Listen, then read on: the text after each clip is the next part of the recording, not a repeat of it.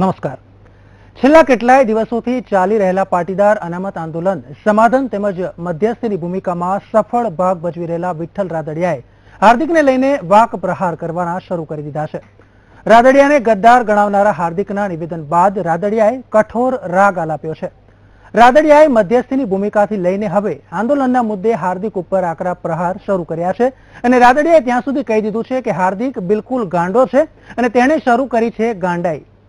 એક બાજુ સરકાર સમાધાનના પ્રયાસ કરી રહી છે તો બીજી બાજુ વિવાદાસ્પદ નિવેદનો આપીને નવા વિવાદનો મધપૂડો છંછેડવામાં આવી રહ્યો છે। ત્યારે તેમણે પણ કહ્યું હતું કે હાર્દિક બાળક બુદ્ધિ ધરાવે છે તે સાબિત થઈ ગયું છે। હાર્દિક પટેલ જેલમાં માનસિક સંતુલન ગુમાવી ચૂક્યો છે અને પાગલ જેવી વાતો પણ કરે છે। ત્યારે હાર્દિકને જેલમાં રહીને હીરો બનવું છે। હાર્દિક પટેલ તેમજ તેના સાથીઓને ચૂંટણી જંગ લડવો હોય તેવો મૂડ ક્યાંક દેખાઈ રહ્યો છે। ત્યારે આ સિવાય વિઠ્ઠલ રાદડિયાએ પાસના કન્વીનરો તદુપરાંત જે પણ કન્વીનરો છે તેમના ઉપર સીધા જ ચાપખા માર્યા છે। ત્યારે આજે આપણે આ મુદ્દે ચર્ચા કરીશું વિઠ્ઠલના હાર્દિક વિવાદની।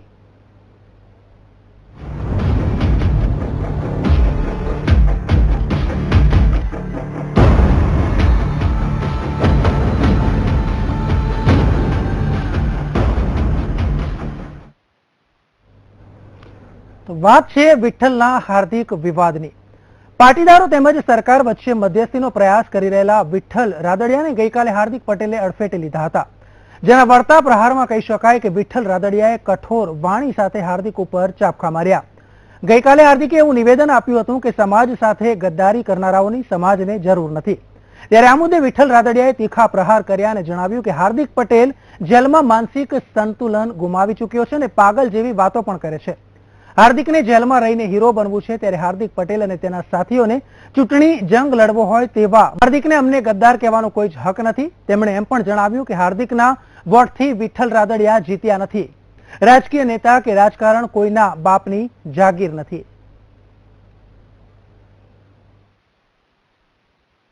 પાટીદાર સમાજનો જે મુદ્દો ચાલી રહ્યો છે અને એક દિવસ પહેલા છે પોરબંદરના સાંસદ વિઠ્ઠલભાઈ રાદડિયાએ એવી એક જાહેરાત કરી હતી કે જે 10% અનામત છે તેની જગ્યાએ 20% અનામત મળવું છે તેવી તેની વાત હતી અને આ આંદોલનમાંથી હવે વિઠ્ઠલભાઈ હટી જાય છે તેવી જાહેરાત કરતા હાર્દિકની એક પ્રતિક્રિયા આવી હતી। જે હાર્દિકની પ્રતિક્રિયા હતી કે આવા ગદ્દારોની અમારે સમાજની જરૂર નથી। એ વિશે વિઠ્ઠલભાઈ તમે શું કહેવા માંગો છો? ખાસ કે મેં સ્ટેટમેન્ટ એવું આપેલું કે ભાઈ સમાજને ફાયદો ઓછો થયો 10%, 20% જો આપી તો દરેક સમાજને ફાયદો થાય। પણ જ્યારે વિઠ્ઠલભાઈ તમે આટલા વર્ષોથી એક જાહેર જીવનના માણસ છો અને ત્યારે તમને કોઈ માણસ આવી રીતે ગદ્દાર તરીકેનું કહે ત્યારે એક સમાજમાં પણ એક તમારી ખરાબ ભૂમિકા ઊભી થાય। ત્યારે આ જે ગદ્દાર નામનો શબ્દ છે એનું કારણ શું હોઈ શકે? જે સમાધાનની તમારી જે ફોર્મ્યુલા હતી એમાં કઈ તકલીફ પડી કે આ શબ્દ ક્યારે એને બોલવા પડ્યા છે? મેં કીધું માનસિક રીતે ગાંડો માણસ થઈ ગયો છે, માનસિક રીતે પીડાય છે, માનસિક સમતોલન ગુમાવ્યો અને ગાંડો માણસ ગમે બોલે, ગાંડા માણસ વાત સાંભળવાની ક્યાંય હોય। આ ગાંડો થયો હાર્દિક અને હાર્દિક ગાંડો છે એટલા માટે બધું બોલે કે ખોડલધામમાં કોઈ જવું નહીં, ઉમિયાધામમાં જવું નહીં। અત્યારે બાપની જાગીર છે, ખોડલધામ પૈસા દીધા દેવું ફૂક્યું કે ખોડલધામના ટ્રસ્ટીઓને હાર દ્વારા જોડાના હાર પહેરાવો। તારી એ બોલવાની શું સમાજ છે? ખોડલધામના ટ્રસ્ટીઓ રાજીનામા પણ તું માંગી હોય, તું કેવી મૂળ વાળી મૂળો એ તો આવી માંગણી હોય। પણ આવા લેભાગુ માણસોના હાથમાં જ્યારે આવું અનામતનું આંદોલન જ્યારે આવ્યું ત્યારે કોઈ દિવસ સમાજનું સારું નથી અને આ માણસો પોતાનું સારું કરવા માટેના પ્રયત્નો કર્યા। 80% પાસના આગેવાનો છે પાટીદાર સમાજને કોંગ્રેસને પહેરી છે। કોંગ્રેસના જ્યારે પાટીદાર સમાજના ફંક્શન તે કોંગ્રેસના આગેવાનો બધા મંચ ઉપર છે અને કોંગ્રેસ પ્રેરિત આખું કોંગ્રેસના પ્રેરિત આખું આંદોલન ચાલી રહ્યું છે। ખાસ કરીને વિઠ્ઠલભાઈ જણાવ્યું કે પટેલ સમાજની પ્રવૃત્તિઓ ચાલુ છે અને ખાસ કરીને હાર્દિક જે વાત કરી રહ્યો છે કે હાર્દિક પોતાનું માનસિક સંતુલન ગુમાવી બેઠો છે તેવું વિઠ્ઠલભાઈ કહી રહ્યા છે। ત્યારે કેમેરામેન ઘનશ્યામ કાચા સાથે અનિરુદ્ધ નકુમ, VTV ન્યૂઝ, જામકંડોળા। તો પાટીદાર અનામત આંદોલનને લઈને હાર્દિક તેમજ સરકાર વચ્ચે પાટીદારના કદાવર નેતા વિઠ્ઠલ રાદડિયા મધ્યસ્થીની ભૂમિકામાં હતા, પરંતુ સરકારે 10% અનામત જાહેર કરતા હવે કોઈ મધ્યસ્થીની ભૂમિકા રહેતી નથી તેવી પણ રાદડિયાએ સ્પષ્ટતા કરી છે। ત્યારે 10 નહીં પરંતુ ઓછામાં ઓછી 20% અનામત તો મળવી જોઈએ તેવો પણ રાગ આલાપ્યો છે। ત્યારે આ સાથે જ પાસના જે કન્વીનરો છે તેમને પણ આડે હાથ લીધા। તો આ તરફ સૌરાષ્ટ્ર પાસના કન્વીનર લલિત વસોયાએ વિઠ્ઠલભાઈએ જે નિવેદન આપ્યું તેના મુદ્દે જણાવ્યું કે વિઠ્ઠલભાઈને મારી ચેલેન્જ છે કે મારી સાથે જાહેરમાં ચર્ચા કરે અથવા તો ટીવી ઉપર ડિબેટમાં આવે કે જેથી પાટીદાર સમાજને વિઠ્ઠલભાઈની વરવી ભૂમિકાનો ખ્યાલ આવી શકે। ખાસ કરીને એક લલિત વસોયા છે તેને પણ એક એવી આજે ચેલેન્જ આપી છે કે તમારું જે નિવેદન આવ્યું છે તેના ઉપર એને એવી વસ્તુ કીધી છે કે આ જે આખું વિઠ્ઠલભાઈમાં જો તાકાત હોય, વિઠ્ઠલભાઈને અમે ચેલેન્જ કરી છે કે તો જાહેરમાં કોઈ ટીવી ડિબેટમાં આવે કે જાહેરમાં ચર્ચા કરવા સમાજ માટે કોને કેટલું કામ કર્યું એ વિશે તમે લલિત વસોયાના જે આજે શબ્દ છે તેને શું કહેવા માંગો છો? લલિત વસોયા મારી પાસે શું કહેવાય? આ લલિત વસોયાના નામ પણ મેં મોઢામાં લેવા માંગતા નથી. આવા માણસો એટલે આવા ગદ્દાર માણસો, આવા ભ્રષ્ટાચારી માણસો કે જેને ફંડફાળા કરી પાર્ટીના ફંડફાળા કરવા અને ફંડમાં ફાળા કરીને આવું રાજકારણ ચલાવવું એ લલિત વસોયાનું મોઢું પણ જોવા માંગતા નથી. અને અમારી પાસે બહુ પછી નાનો માણસ કહેવાય. એમાં ચેલું હતો, લલિત ચેલો હતો અને એની સાથે વાત પણ કરવા માંગતો છું. મહત્વપૂર્ણ બાબત એ છે કે વિઠ્ઠલ રાદડિયા દ્વારા પાટીદાર આંદોલનની મધ્યસ્થી છેડાયા બાદ હાર્દિક પટેલ તેમજ વિઠ્ઠલ રાદડિયા વચ્ચે આક્ષેપ પ્રત્યાક્ષેપની ગેમ શરૂ થઈ ચૂકી છે. ત્યારે હાર્દિક પટેલે ફરી એક વખત વિઠ્ઠલ રાદડિયાને ઉલ્લેખીને એક પત્ર લખ્યો છે. વિઠ્ઠલ રાદડિયાને પત્રના માધ્યમથી ખરી ખોટી સંભળાવી દીધી છે. હાર્દિકે તેના આજે નવા પત્રમાં લખ્યું છે કે સમાજના સાચા માણસો ક્યારેય પણ આક્ષેપબાજીનો જવાબ આપતા નથી. તો સાથે જ એમ પણ જણાવ્યું છે કે તેમનો સમાજ ભાજપ કે વિઠ્ઠલ રાદડિયાનો નોકર નથી. પોતાના પત્રના માધ્યમથી જ હાર્દિક પટેલે એવી ધમકી પણ આપી છે કે જો તેમના સમાજને તોડવાનો પ્રયાસ કરવામાં આવશે તો કોઈના પણ મૂળિયા ઉખેડી નાખવામાં આવશે.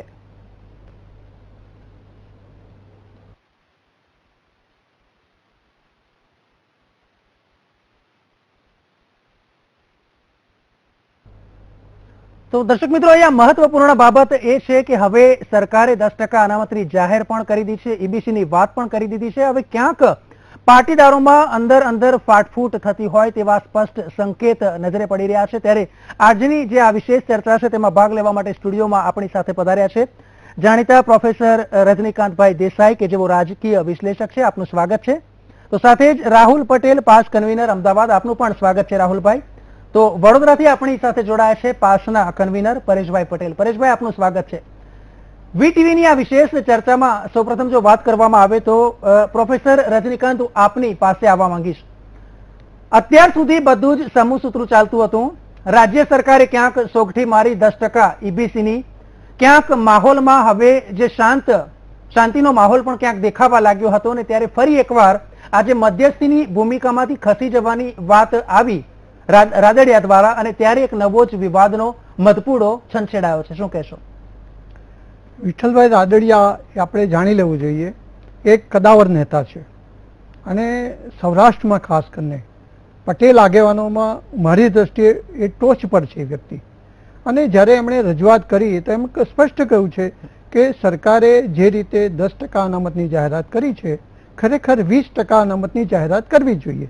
એમની રજૂઆત વ્યાજબી છે અને એમના વિશે જે શબ્દો બોલવામાં આવે એ મારી દ્રષ્ટિએ રાજકીય વ્યૂહરચનાની દ્રષ્ટિએ રાજકીય વિશ્લેષણ હું એવું કરું છું કે એનાથી હાર્દિકને અને પાસને નુકસાન થાય. કારણ કે આ સામાન્ય વ્યક્તિ નથી, એક સમજીને ચાલવાની જરૂર છે. બીજું કે ખરેખર આપણે જોઈએ તો જ્યારે 10% રજૂઆત સરકારે કરી કે અમે 10% આપીશું તો પાસ અને અન્ય લોકોએ એમ કહેવું છે કે આપણે એ અંગે વધુ ચર્ચા કરીએ અને ચર્ચા કરીને વધુ મેળવવાનો પ્રયત્ન કરવો જોઈએ ખરેખર.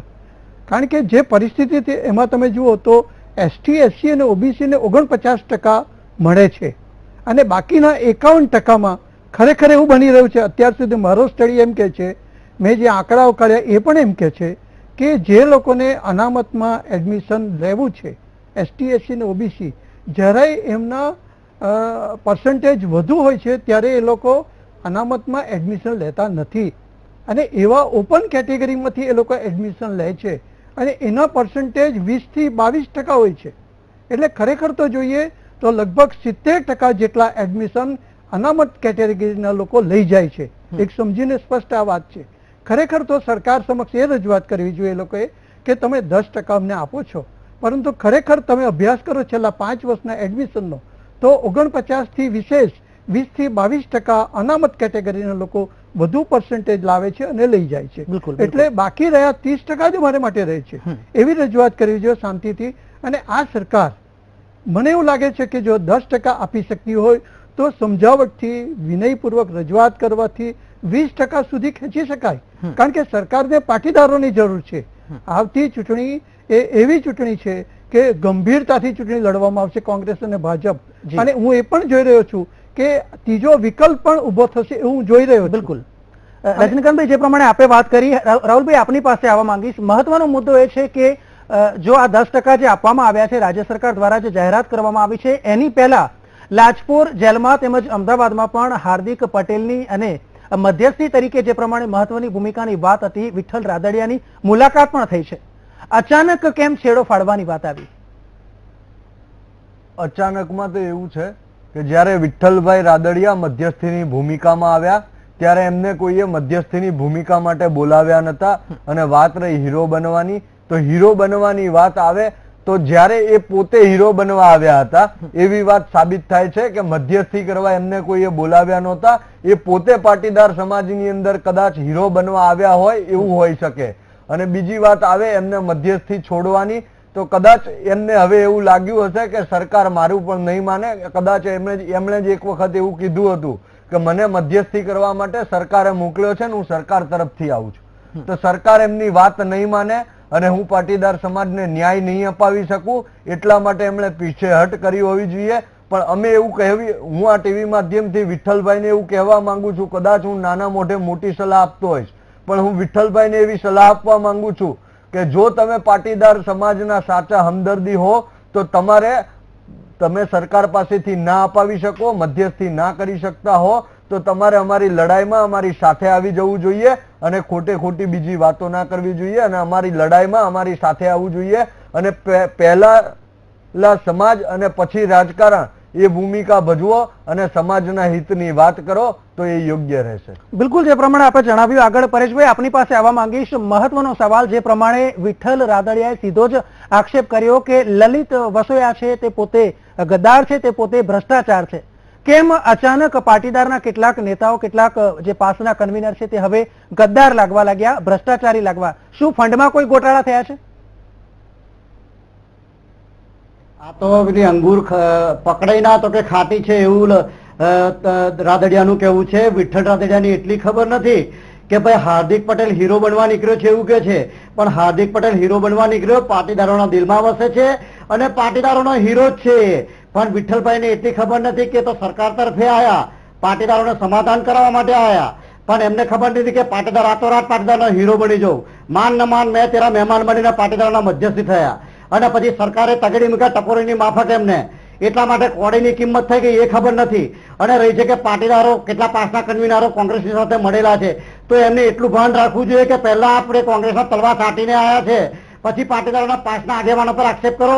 લલિત વસોયાની વાત રહી તો લલિત વસોયા કોઈ દિવસ રાજકારણમાં કોઈ ઇલેક્શન લડ્યા નથી, જ્યારે તમે તો 20 વર્ષથી રાજકારણની અંદર લડ્યા છે. અને એટલું યાદ રાખો કે સહકારી ક્ષેત્રની તમારા કૌભાંડને લીધે તમારે આ ભાજપના તમારે પાલો પકડીને પાછળ ચાલવું પડે છે. તમારી ભાજપની વેલ્યુ શું છે? પેઇડ મજૂર તરીકેની વેલ્યુ છે ખાલી. એટલે એટલું યાદ રાખજો કે હાર્દિક પર આક્ષેપ કરતા પહેલા પોતાની અંદર ઝાંખીને દેખો.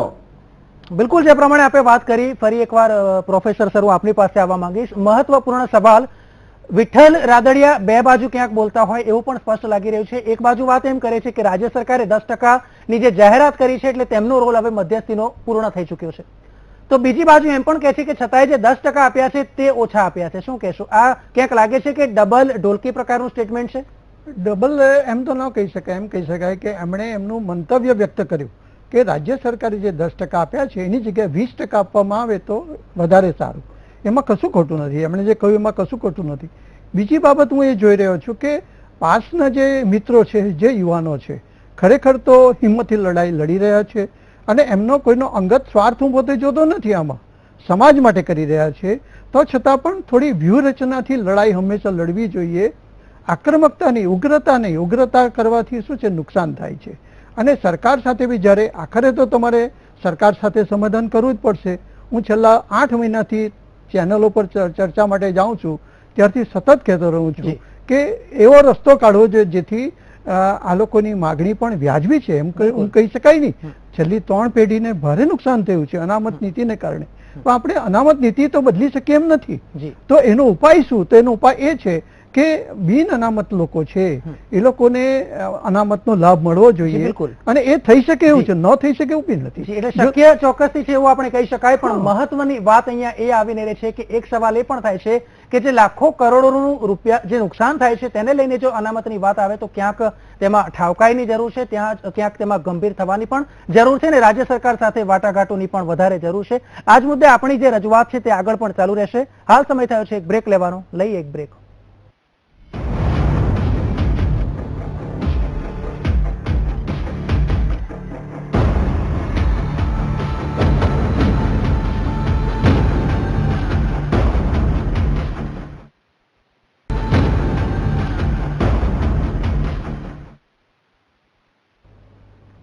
દર્શક મિત્રો, બ્રેક બાદ ફરી એકવાર આપનું સ્વાગત છે. આપણે છેલ્લા કેટલાક દિવસોથી જે રીતે વિઠ્ઠલ રાદડિયા અને પાછની વચ્ચે જે અસમંજસભરી સ્થિતિ પેદા થઈ છે તેને કારણે ક્યાંક ને ક્યાંક વિવાદ વધુ ને વધુ વકરી રહ્યો છે, ત્યારે તે જ મુદ્દે આપણી ચર્ચા છે, વિઠ્ઠલનો હાર્દિક વિવાદ. અને આ ચર્ચામાં પ્રોફેસર રજનીકાંત દેસાઈ આપણી સાથે છે, રાજકીય વિશ્લેષક, તો સાથે જ રાહુલ પટેલ પાસ કન્વીનર આપણી સાથે છે, તો વડોદરાથી આપણી સાથે પરેશ પટેલ પાસ કન્વીનર જોડાયા છે. ચર્ચામાં આગળ વધીએ તો ફોન લાઈન પર આપણી સાથે લલિતભાઈ વસોયા સૌરાષ્ટ્ર પાસ કન્વીનર પણ જોડાયા છે. લલિતભાઈ, વીટીવીમાં આપનું હાર્દિક સ્વાગત છે. એક મહત્વપૂર્ણ સવાલ, વિઠ્ઠલ રાદડિયાએ સ્પષ્ટ કહ્યું છે કે લલિત વસોયા હજી એક નાનું બચ્ચું છે, તો સાથે જ એમ પણ કહ્યું છે કે તે ભ્રષ્ટાચારી પણ છે અને ગદ્દાર પણ છે. શું પ્રતિક્રિયા છે તમારી? મારે આપના માધ્યમથી વિઠ્ઠલ રાદડિયાને યાદ કરાવવું છે કે તમે જે દિવસે ખાલી સહકારી મંડળીના પ્રમુખ હતા તે દી લલિત વસોયા રાજકોટ જિલ્લા યુવા ભાજપના પ્રમુખ હતા, અને પેલી ધારાસભાની ટિકિટ તમને ધોરાજી જામકંડોળાની અંદર અપાવવામાં લલિત વસોયાની મહત્વની ભૂમિકા હતી, અને તે દિવસે હું રાજકોટ જિલ્લા યુવા ભાજપનો પ્રમુખ અને પ્રદેશ કારોબારીનો સભ્ય હતો. એટલે બચ્ચાની વાત તો બાજુએ રહી, અને બાકી આખું સૌરાષ્ટ્ર જાણે છે કે લલિત વસોયાની આંગળી પકડીને જે માણસ રાજકારણમાં આવ્યો છે, સમય સંજોગો પ્રમાણે ભલે એ રાજકારણમાં આજે પ્રગતિ કરી, પરંતુ બચ્ચાની વાત કરતો હોય તો અત્યાર સુધી મારા માર્ગદર્શન નીચે કામ કરતો હતો, ને હવે લલિત વસોયા બચ્ચા થઈ ગયો. રહી બીજી વાત કે ભ્રષ્ટાચાર લલિત વસોયા કરે. લલિત વસોયા અત્યાર સુધી એક પણ સંસ્થાની અંદર બેઠો નથી. ધોરાજી માર્કેટિંગ યાર્ડનો હું 7 વર્ષ સભ્ય રહ્યો છું, પણ તમને જણાવી દઉં કે ધોરાજી માર્કેટિંગ યાર્ડની આવક જ નથી. ધોરાજી માર્કેટિંગ યાર્ડ અમે શરૂ કર્યું છે, બાંધકામ કર્યું છે, અને એમાં ભ્રષ્ટાચારની વાત જ નથી. અને લલિત વસોયા ભ્રષ્ટાચાર કર્યો હોય તો તે દિવસે વિઠ્ઠલ રાદડિયા પણ મારી સાથે હતા, અને વિઠ્ઠલ રાદડિયાએ તેથી ભ્રષ્ટાચાર ખુલ્લો પાડવો જોઈએ. આજે ભ્રષ્ટાચારની વિઠ્ઠલ રાદડિયા વાત કરે છે તો આખું સૌરાષ્ટ્ર જાણે છે કે બેંકમાં ભરતીના 25 લાખ રૂપિયા કોણ લે છે, અને જે દિવસે વરલી મટકાનો ને બુકીનો ધંધો કરતા હતા તે દિવસે લલિત વસોયા પાસેથી ઉછીના પૈસા લેતા હતા.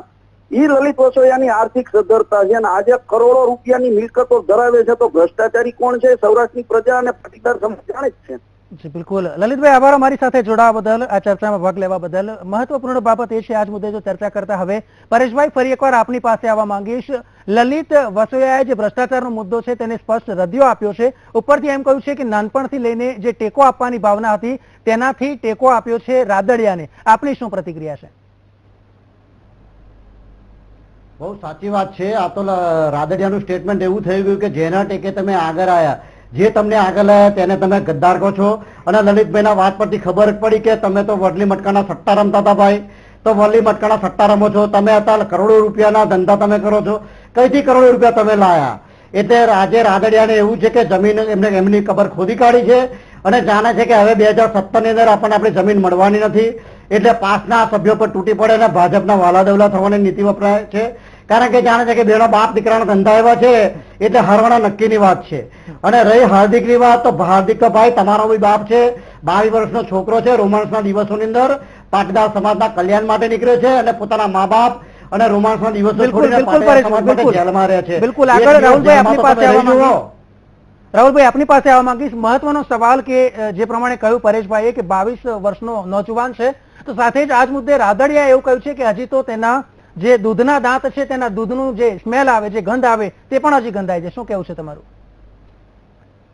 એ માટે હું વિઠ્ઠલભાઈને એવું કહેવા માંગીશ કે અત્યાર સુધીના રાજકારણના ઇતિહાસમાં તમે જોઈ લો, આખા ગુજરાત રાજ્યનો ઇતિહાસ ચકાસી લો, અત્યાર સુધીની અંદર આ કોઈ પણ ભારતીય જનતા પાર્ટી હોય કે કોંગ્રેસ હોય કે કોઈ પણ પક્ષના નેતા હોય, પાટીદાર સમાજના કોઈ પણ નેતાઓ જે કામ નતા કરી શક્યા એ કામ એ 22 વર્ષના યુવાન હાર્દિકે કરી બતાવ્યું છે.